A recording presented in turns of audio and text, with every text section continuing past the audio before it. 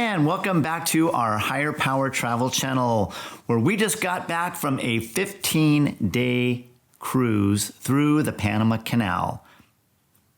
Was it worth it? Was it a great experience? Stay tuned and we're going to tell you all the details about why you should consider a Panama cruise. We are Dennis and Min. Come join us on our traveling adventures around the world.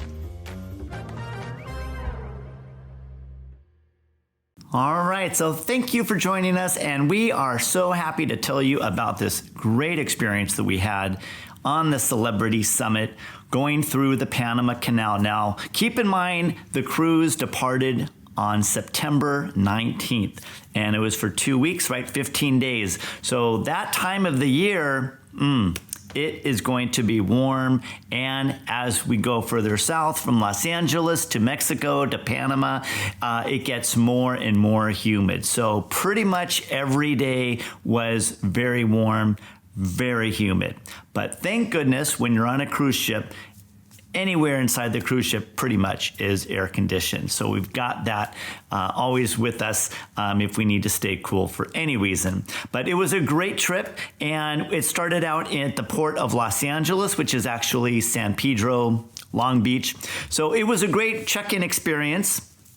And we arrived with our luggage, and we went ahead and did a very easy check-in procedure there at the terminal. And from there, we went through a brief little security check, and we were able to watch as they loaded luggage and supplies onto the ship. It is a logistical sight to behold as these pallets are being loaded on and one after the other onto the ship in a very quick fashion. They have got it down to a science. So we walked the gangplank onto the ship rather quickly. And from there, we were having to wait for our luggage to get to our room. So we explored around the ship for a little bit. And as we were exploring, we were finding our way around and checking out the various lounges and the pool. And as it drew a little bit closer to the departure, we had a sail away party, and it was great with the live band playing there at the poolside. And then we were just taking in the beautiful sights around the Long Beach harbor there as we were heading out to sea. So after we had sailed away from the Los Angeles harbor, we were making our way out to the open ocean of the Pacific. And this itinerary was going to be taking us south along the Pacific coast, down through Mexico, and down to Costa Rica. And then we were going to be making our way into the Panama Canal and out through the other side, where we were going to go to Cartagena, Colombia, and then through to the Caribbean to Florida. So let me tell you about the ship. The Celebrity Summit was a really nice ship. It's a little bit older, but you know, it's been updated throughout the years, and it was a very comfortable experience. It never felt like it was overcrowded like some of these cruise ships can be.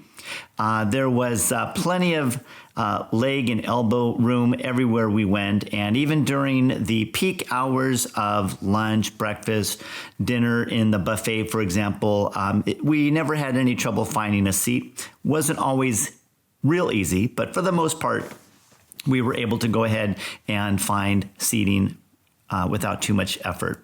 And the ship itself, we were actually staying in an interior cabin for those 15 days.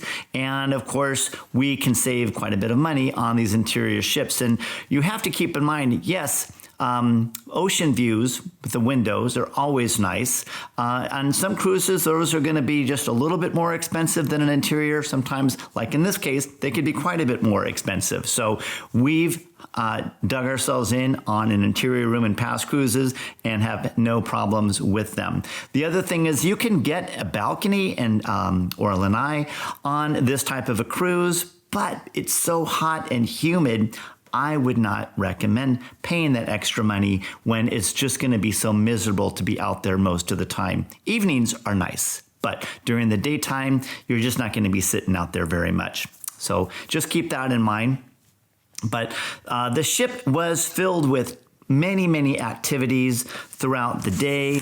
You name it, they had it. Of course, they have on the sports deck, they've got basketball, they've got soccer. If you want to play soccer up there, I actually got to play a little soccer by myself. The balls really aren't that good, so that's not something to look forward to so much. But they also have pickleball, and they have various places of the ship you can do your morning stretch. They have evening stretch. They have watercolor painting. They have puzzles and trivia games, board games, crosswords, Sudoku. You can go ahead and take in different classes like Chinese herbal remedies, and they have ballroom dance classes, which we tried out, or I tried out. That was a lot of fun, especially on a moving ship when you're already not so sure on your feet like me.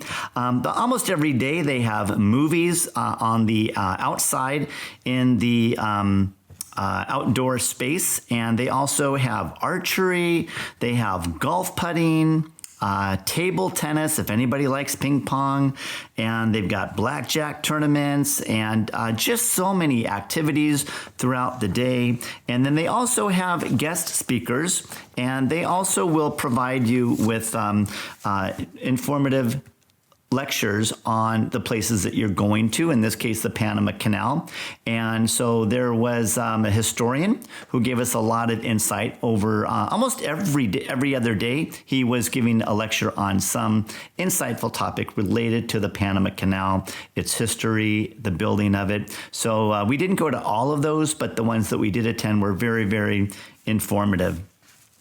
And then, of course, you've got the bars and the lounges all throughout the ship, and almost always during the mid-afternoons into the evenings, you'll find live entertainment, anywhere from a solo guitarist to a duo singing beautiful songs and jazz numbers. And then you also have full bands playing all of your favorite hits from the 40s, 50s, 60s, all the way up into the 2000s.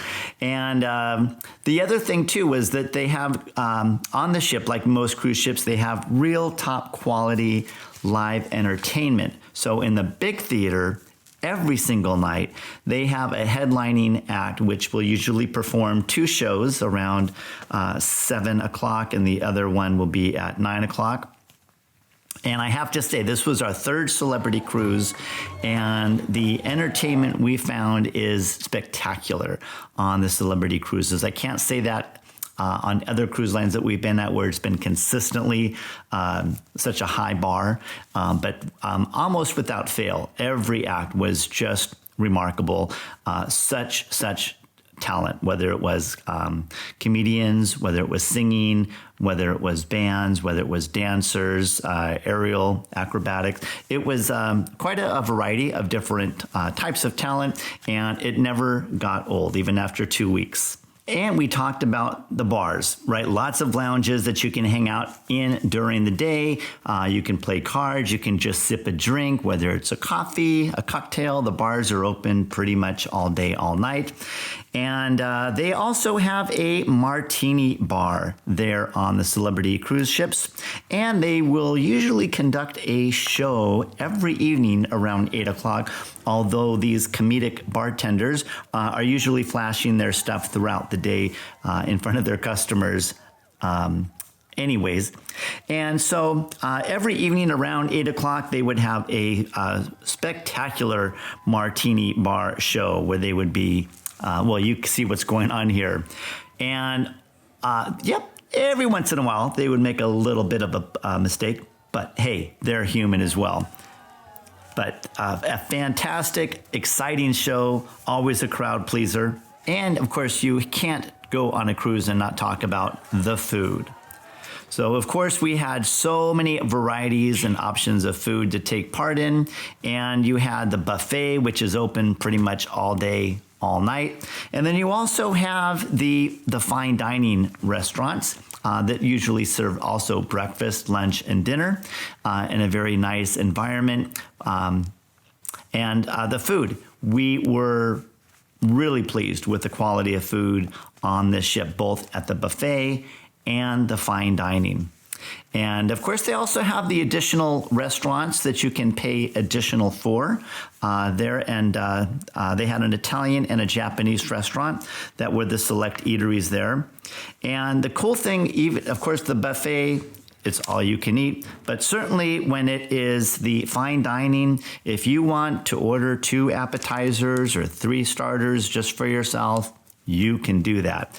If you want to order 2 entrees or 3 entrees to share with your partner, or just if you're greedy and selfish and you want it all for yourself, they will bring out anything that you want. So much variety in food, and showing you some snippets here of the different options that we took part in. So naturally, when you are taking a Panama cruise, there's going to be some sea days involved. And what's great about those sea days is you have the whole ship to lounge around, but they have fantastic gyms that you can exercise. And there's also the jogging track that you can go ahead and get some exercise in. So I got in some laps. You can see how fast I can run around the jogging track. And you also have the spa where you can get massage. They will just pamper you, and they have their own special promotions for various services that you can get there at the spa. And they're also selling art. So they have these art exhibits, and those are really wonderful to look at as well. So they have very famous artists, and you can go ahead and check out the art there. So on the way to Puerto Vallarta, we actually stopped off the coast of Cabo San Lucas. And if anybody's been there, you know there's these spectacular rock features there, which is at the very, very tip of the Baja Peninsula. And I thought the captain of the ship was just being so nice to let us stop there and take in the view of Cabo San Lucas. We were there for about an hour. I come to find out later that the reason we stopped there was that there was some medical emergency with somebody on the ship, and so they had to transport them from the ship onto land so they could get the medical help that they needed. So hopefully they're doing okay, but it was a nice little stop to be able to take some pictures and video, as you see here, of Cabo San Lucas. And then we made our way to Puerto Vallarta, and Min and I had actually been there before. I've been there several times. It's a beautiful city, and we did not take the taxi to get to the actual old town itself because we had been there. So we stuck around by the ship, and if anybody is feeling the same way as we were, they have a little shopping area adjacent to where the ship docks in Puerto Vallarta. And they have lots of little gifts that you can pick up, souvenirs. And it was just so hot and humid. We just didn't have the energy to go very far. And all I really wanted was some shrimp and fish ceviche and a margarita. And we got just that there at the dock of Puerto Vallarta at this restaurant. And from there, we made our way south. We were supposed to stop at Huatulco. That's how it's pronounced. But there was some bad weather, so we didn't want to get ourselves in the middle of a storm. That storm actually later became a hurricane. So we skipped that port, and we just went straight to Punta Arenas, Costa Rica. And so that was a nice little visit as well. We walked around that little town over there. And after we were in Costa Rica for the day, we made our way to the Panama Canal. The famous Panama Canal. What can I say? It was something that I had longed to see and do. And yes, it was very warm outside, very humid, but what an experience. And there is actually now a newer canal that they've been working on for many years that is much wider to accommodate the larger ships that are coming and going through the canal. We actually went through the older version of the Panama Canal, which was really cool. And I'm going to show you some video here with us going through the canal and being able to see not too far off in the distance, the adjacent new canal where you can see a large ship making its way through also. And some of this here that I'm going to be posting is time lapse, because going through the locks is a great experience. But when you're there, it's kind of like watching paint dry or waiting for the light to turn, because it takes some time to fill up with water and complete the steps from one lock to the next and so on. But you're literally going from the Pacific side, you're gaining in elevation to the level of this large lake there. As you enter this lake, it's pretty high up, and then you go through some more waterways. And eventually, when you get to the other side of land over there, then towards the Atlantic side, then you actually are going to be going down in sea level, so to speak, to the Atlantic Ocean. So just an incredible marvel to behold firsthand. And I hope this video that I'm showing you gives you a little bit of a glimpse of how incredible it actually is. So we found ourselves going from back and forth, from the back of the ship to the front of the ship, to the back of the ship to the front of the ship, just to catch a glimpse of this whole operation. And some of the workers was pretty interesting to see how they did their job. Some of them might have needed a little bit more coffee to stay awake. Made you wonder if we were staying there a little bit longer than we needed to. I don't know. But what a great experience it was going through the Panama Canal. And we actually have our certificates from Celebrity Summit that we completed the crossing. So nobody can ever take this away from us. And we hope that someday, if you get a chance to go there, you can share your experience there with us in the comments below. So continuing on with the cruise, after we made it through the Panama Canal, our first port of call was in Cartagena, Colombia. Neither of us had ever been to Colombia, and I'm glad we went. It was a nice stop. There is a very old portion of the city that we had a chance to go through with some new friends that we had met on the ship. So that was good fun hanging out with them. I will tell you, as a little precursor, and I'll probably do a separate video on this later, as beautiful as that old town of Cartagena is, it is inundated with people that are selling all kinds of souvenirs and trinkets.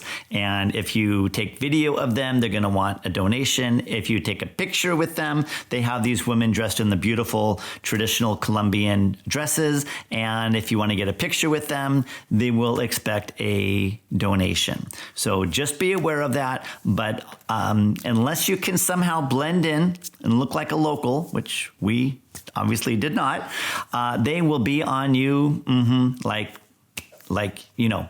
So they will just swarm you at some times. And at times we felt that our personal space, was breached. They kind of pushed over that line where they were really close to myself, to Min, just kind of begging for a donation of some kind.